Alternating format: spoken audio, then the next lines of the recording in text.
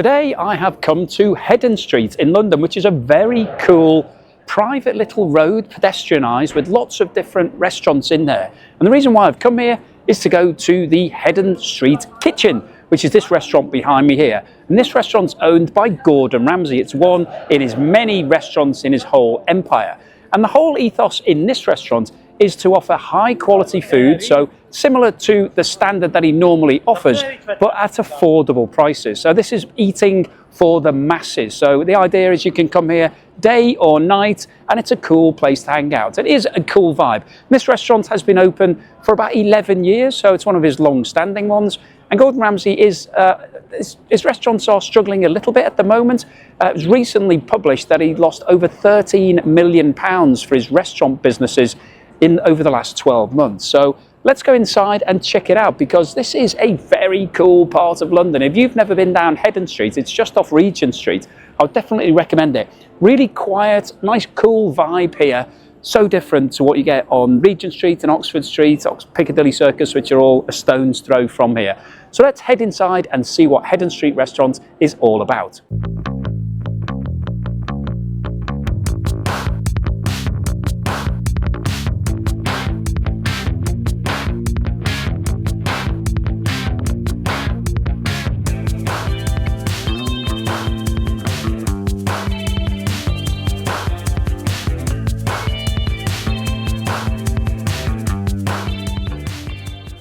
Okay, so here we are in Heddon Street Kitchen. And the reason why it's called Heddon Street Kitchen is because we're on Heddon Street, so not very imaginative. It's actually a similar concept to the Bread Street Kitchen that Gordon Ramsay operates, but obviously he's changed the name up, called the Heddon Street Kitchen.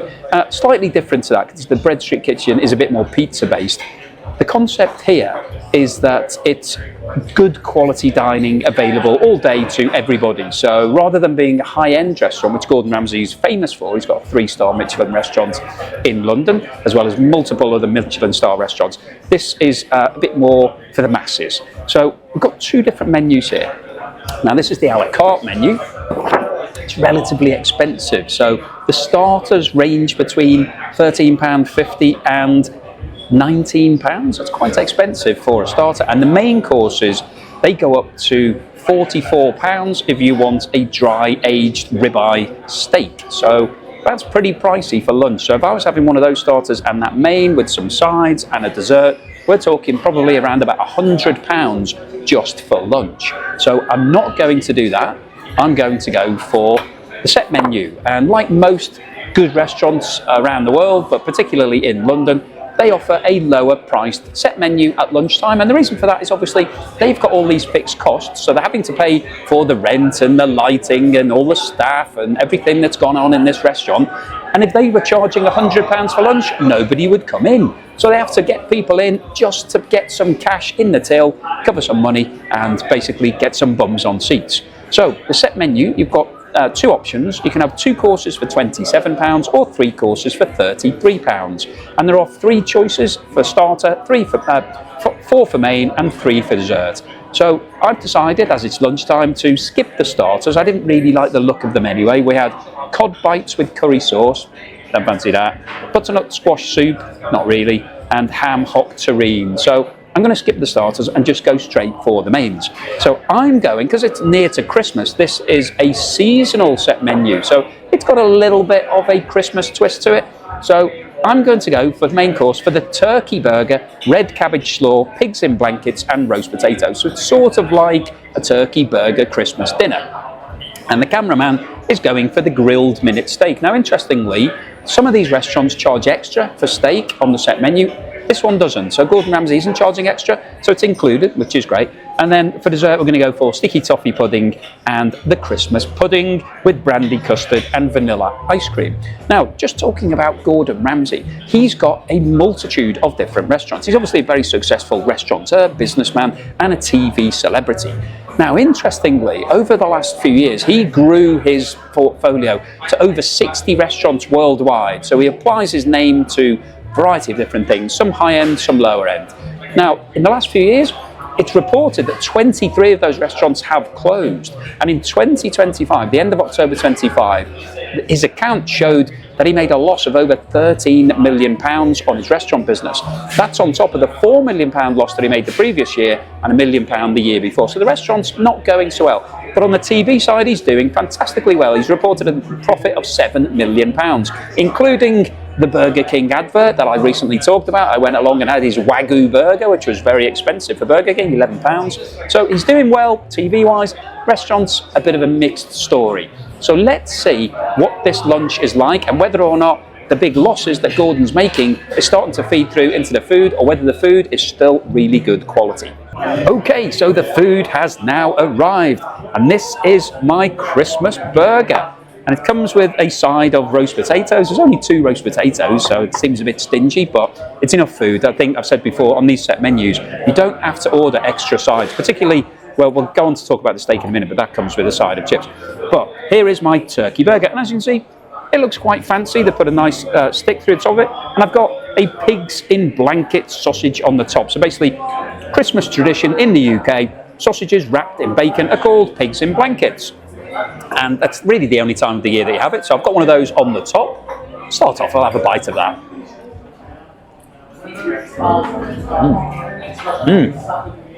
That's really nice. They've done that really well because they've wrapped the bacon really tightly around it before they've cooked it. So the bacon has sort of formed a crispy shell around the sausage. So it's nice, gives it a crispy outer sort of crunch. And then inside we've got a really tasty pork sausage. Very lean, really nice. Let me just wipe that grease off my fingers. Let's have a look at this burger. So we've got a nice soft brioche type bun. And then inside here, we've got the turkey, which has been sliced. Lovely amounts of cranberry on here, really good. Serving 2 lots of turkey, which is great. And then under that, 3 lots of turkey. Then under that, I've got a coleslaw dressing. So pretty full, it's got lots of meat in it. Let's see what it tastes like. Have to squish it down a little bit. Well, I don't know where to start.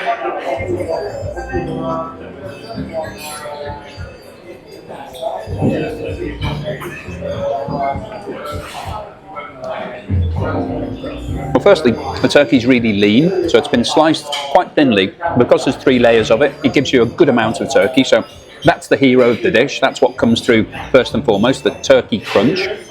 There's a thin layer of coleslaw, which does give it a little bit of extra salady type crunch. And that layer of cranberry sauce on the top really lifts it, gives it a lovely sweetness. So that's a really good combination. Does it taste like Christmas dinner? Not really. It tastes more like a turkey sandwich with cranberry in it and some coleslaw at the bottom. But it is very tasty. I'm having a little bit of that.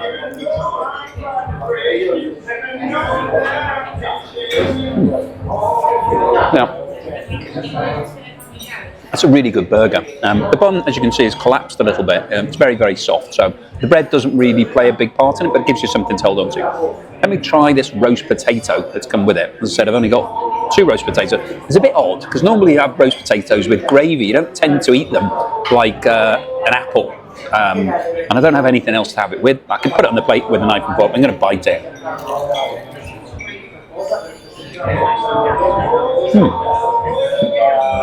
It's actually really nice.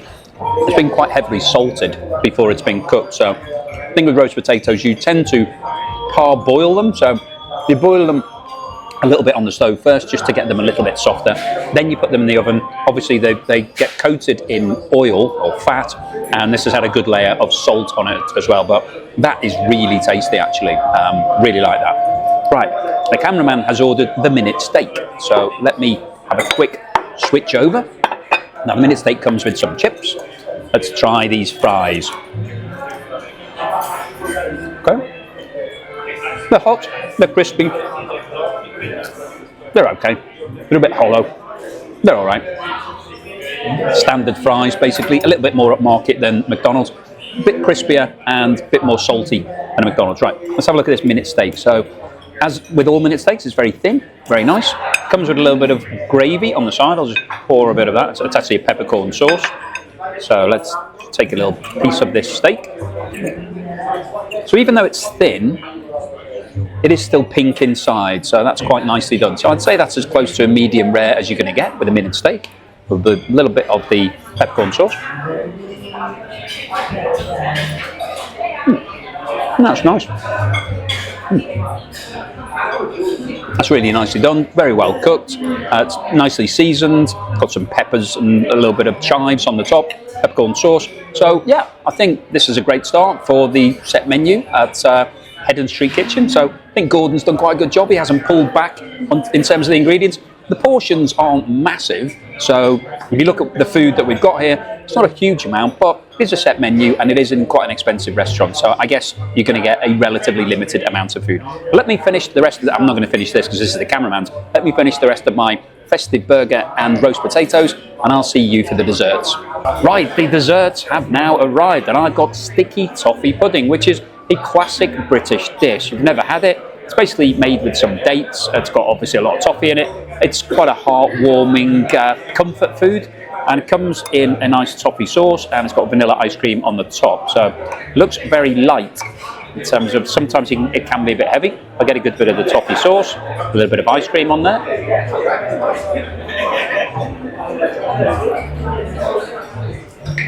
That's really nice. So it's really light. The actual sponge itself is just sort of melts in your mouth, just falls away, which is what you want, because if it's too heavy and dense, then it becomes a really heavy dish. It's really nice. There's a load of toffee sauce on it, on the top, but also it's sitting in toffee sauce, so you can have extra. And then the vanilla ice cream just gives it that element, sort of lightness and sweetness that sort of complements against the heavy, sticky toffee. It's really tasty. It's really filling as well, actually. If I eat all of that, I'm going to be really stuffed. So I'll just hold off for a second, because the cameraman has gone for big Christmas pudding. So this comes with vanilla ice cream, and let me just check on the menu so I'll get it right. Also comes with brandy custard. So this custard around the outside, which is runny, is brandy infused. And then we've got a little stick on the top. Let me just put that to one side. So let's have a look at this Christmas pudding. Now this is a lot heavier and denser. Christmas pudding is basically like a fruit cake, but soaked in brandy usually, so it sort of becomes quite dense and sticky. We'll have some of this brandy custard. Let's see what it's like.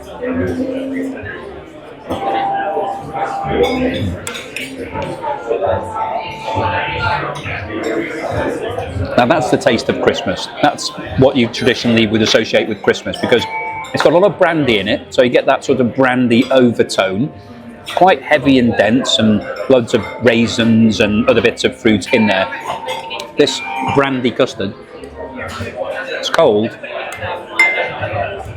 It's basically like a very thin custard, and yeah, you get the aftertaste of brandy. So as after you've had it, you get that sort of kick of brandy.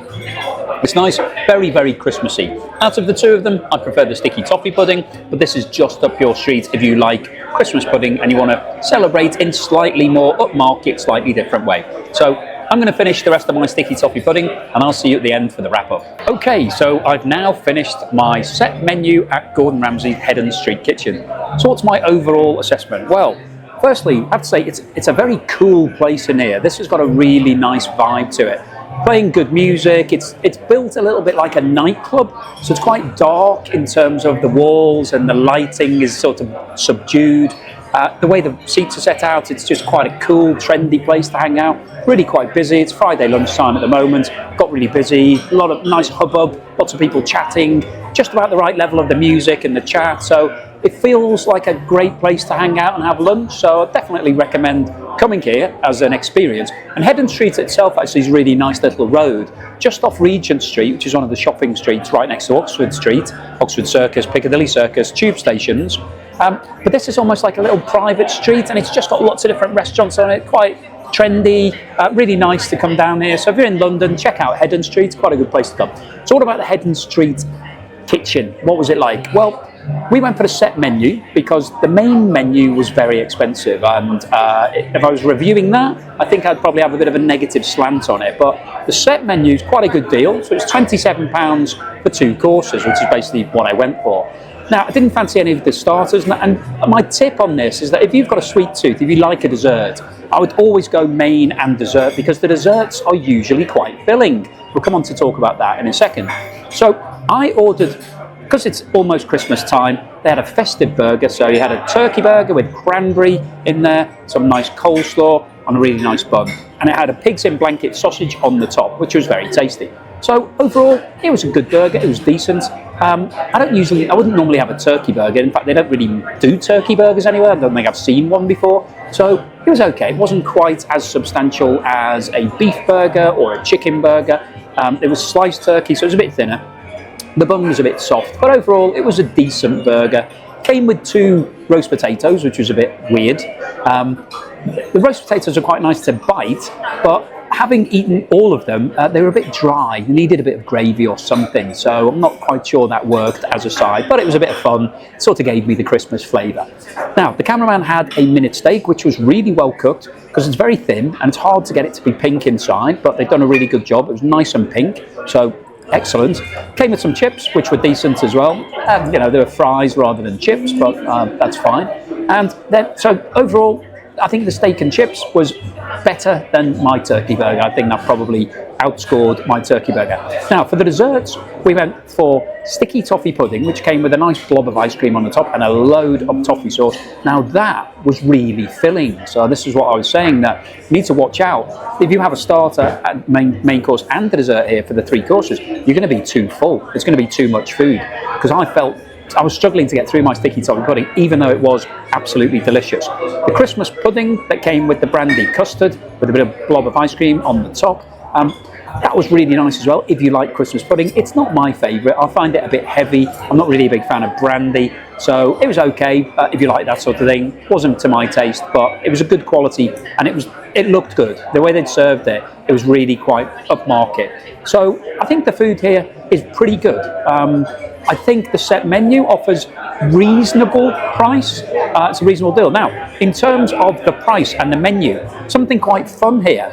You can actually pay using a QR code. So I'm going to do that now. So if I scan this QR code, it should take me through to the website and tell me exactly how much the bill is. So it's saying getting your table. I'm on table 17. So here we go. Here is the bill. Oh, it's gone off. So let me just. So here is the bill. So it's 2 courses at the set menu price of £27, which is £54. In addition to that, a 15% service charge, which is £8.10. And then on top of that, there's a Great Ormond Street Hospital donation of £1 that's automatically included. Now, ordinarily, I'm not a big fan of places that force you to donate to charity. I give things to charity. I like to make my own decisions. I don't really like to get forced into it or embarrassed into it. You sort of feel shamed into doing it because you have to say, no, I don't want to.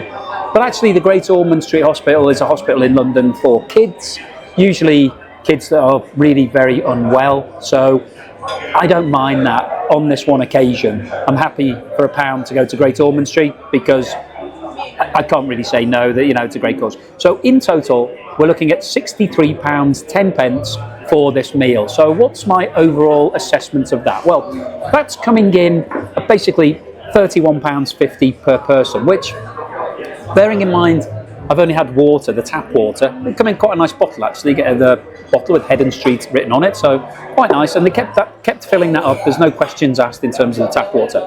Given the fact that I've only had water, £32 for lunch is quite expensive. The quality of the food was good. It was nice. There was a reasonable amount of it. Was it worth £32? Yeah, I've had better set menus in London that have been cheaper. You can get them for £20, £21, £25. So £27 plus service charge. It's at the upper end of, I think, what they should be charging. So my overall score for today, I'm going to give it a 7 out of 10, which I think it was good quality food. It's quite expensive. It's a nice vibe in here. I would come back to this restaurant for the vibe, for the atmosphere. The food, quite expensive. It was all right. I wouldn't probably come back and have that set menu again. I think there's other set menus that you could have in London that offer better value. But it was good, it was decent. If you've never been down Heddon Street, I would check it out. Come in and just have a starter, see how you get on. Anyway, thank you so much for watching this video all the way through to the end. If you've liked what I've said, please give me a thumbs up. Please subscribe if you haven't done so already, and I'll see you again on the next video.